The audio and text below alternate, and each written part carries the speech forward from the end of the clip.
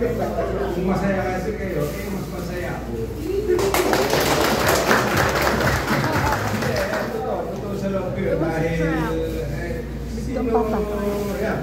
kami nag-uusap kami yung mag-aama dahil ibig sabihin ibig sabihin so short a time, tatlong taon pa lang tayo. Eh kaya na nating gumawa ng ganito, di ba? Mag-all hands. Mag-all hands. Ito, practice lang ito. Practice lang ito. Lahat tayo. Pangalawang outing pa lang natin ito, di ba? Pangalawang outing. So, meaning, nag-i-improve tayo. At sa ngayon, nakikita natin kung anong kulang, kung ano ang dapat gawin sa susunod. Di ba? At ang importante, meron tayong bawat isa sa atin. Halimbawa, mukha ko, gusto ko, masaya kayo.